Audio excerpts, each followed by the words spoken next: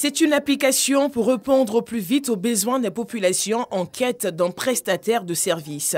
Katia.ci, c'est le nouvel outil numérique mis en place par un jeune Ivoirien. Pensé depuis 2017 et mis en ligne en octobre 2021, l'application a été présentée lors d'une conférence de presse. Selon le directeur général de la structure initiatrice, Jean-Philippe Lasme, cette application se veut une solution à tous les problèmes auxquels sont confrontées quotidiennement les populations d'Abidjan et des villes de l'intérieur. On rêve grand, comme je le disais lors de la présentation.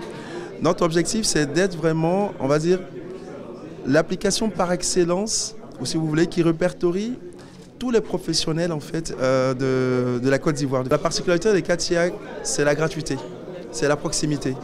Encore une fois, il n'y a pas de commission, Katia ne prend pas de commission sur les relations, elles se font directement. Pour certains professionnels, cette plateforme permet de faire de bonnes affaires.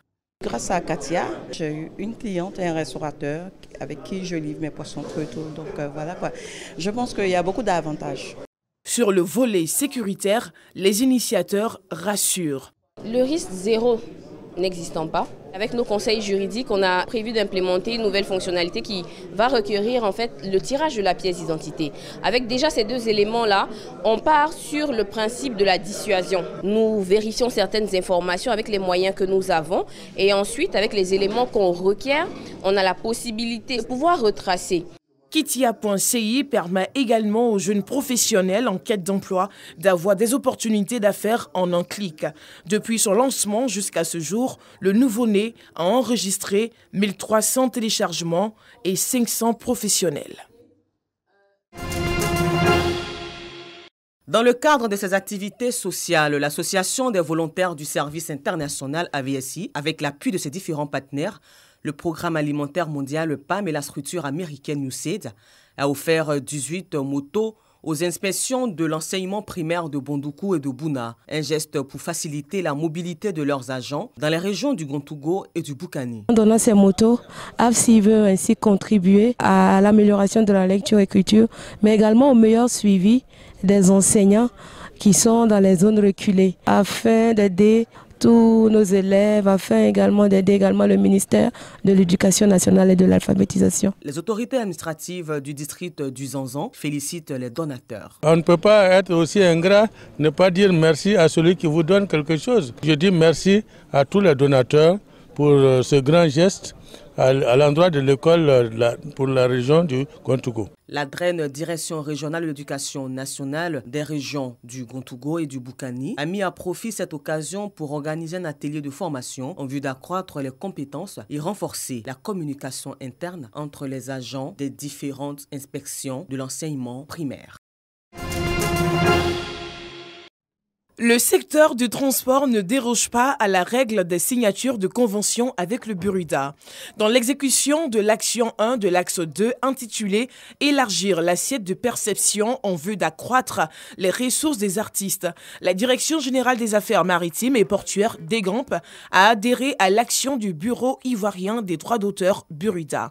Le secrétaire d'État chargé des affaires maritimes a rassuré le Burida de son engagement dans l'accroissement des ressources des artistes. Partout où les affaires maritimes exercent, partout où il est constaté que des droits doivent être perçus, soyez rassurés, mon administration est à l'entière disposition du Burida. Le directeur général du Burida se dit confiant quant à la concrétisation de ses engagements. C'est la première fois qu'en Afrique, on signe un tel partenariat et qui nous permettra de percevoir les droits d'auteur partout où ils seront exploités sur ces espaces-là. Nous voudrions que tous les établissements publics nationaux, l'administration publique elle-même s'y mettent également et que partout où il y a l'expression des œuvres de l'esprit, que ceux qui le font aient l'autorisation et qu'ils puissent s'en acquitter. Les artistes présents à la signature de convention saluent ce partenariat. Avec cette signature, je pense qu'aucune vague ne viendra briser une mélodie, aucune vague ne viendra casser une corde de guitare, aucune vague ne viendra noyer un tam-tam. Nous sommes très contents et nous attendons maintenant de voir l'exécution pratique de cet accord-là, parce qu'une chose est de signer, une autre chose est de l'appliquer. Et nous leur faisons confiance, nous savons que ça va se faire. Cette convention qui lie désormais les affaires maritimes et le Burida permettra d'effectuer le recouvrement de toutes les redevances de droits d'auteur et de droits voisins auprès des exploitants de bateaux, des gérants de plateformes offshore et des entreprises de tout genre utilisant des œuvres littéraires et artistiques sur les plans d'eau et domaines publics maritimes et fluviaux lagunaires de Côte d'Ivoire. Le jour où sa maman a pris grossesse, j'ai dit à sa maman, Binou, faut te débrouiller, faut me faire un bon enfant. Elle dit, elle a compris. C'est à bout. Fils unique, Papitou. En cas de cas de la joie premier, Bonnie la Merveille et Dr Philo, entre autres humoristes, sur le podium de Bonjour à la promenade place de la Paix de Boaké. Nous sommes à la deuxième étape de Bonjour Tour 2022 à l'intérieur du pays. Tournée humoristique de la RTI. Je voudrais, au nom du directeur général de la RTI, M. Fossedi Dambélé, vous saluer et vous traduire toute sa gratitude. Bonjour est une production qui rassemble, qui va au-delà des considérations politiques, ethniques et religieuses. C'est en cela que c'est une émission essentielle, une émission qui rassemble les Ivoiriens. Le parrain de cette deuxième étape, le ministre Amadou Koné, salue ce geste de la RTI et exhorte les populations de la capitale de la paix à l'union et à la solidarité. Qu'il me soit permis de remercier le directeur général de la RTI, Fossedi Dambélé, pour cette confiance qui est placée dans Boaké. Je voudrais pouvoir compter sur l'ensemble des populations de Boaké pour que nous maintenions ce climat de paix, ce climat de sécurité dans lequel, grâce au président Alassane Ouattara, la ville de Boaké et la région de Boaké baignent depuis quelques années et je voudrais vous en féliciter également. Les populations, elles, se réjouissent des différentes prestations des humoristes et saluent l'initiative de la RTI et du ministre Amadou Koné. Très belle émission, riche d'artistes, on a vraiment aimé. Vivement que Bonjour revienne à Boaké. Et puis vraiment, l'homme vient à l'émission. Je suis baoulée, mais j'ai trouvé des Sénifo, Koyaka, et on a échangé, on a rigolé, comme si on se connaissait depuis longtemps, mais c'est l'événement qui a permis ça. Donc si nos autorités s'engagent à faire ce genre de choses, je pense que ça va faire de telle sorte que la cohésion ce soir soit bien faite.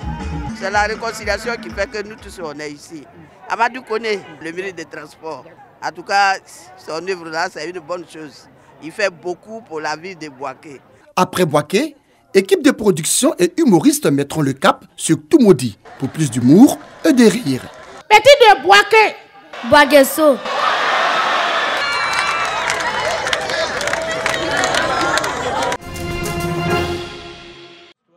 Ça passe pour le Sénégal de justesse. Brouillon en première période et après avoir concédé un pénalty lors de la seconde période, mais refusé. Après consultation de la VAR, les Lions du Sénégal doivent se contenter du nul face au Malawi, 0-0, lors de la troisième journée de la phase de poule de la Coupe d'Afrique des Nations. Un nul qui permet aux Lions de terminer en tête du groupe B avec 5 points et d'accéder en huitième de finale. De son côté, le Malawi devra attendre le verdict dans les autres poules pour savoir s'il fait partie des meilleurs troisièmes.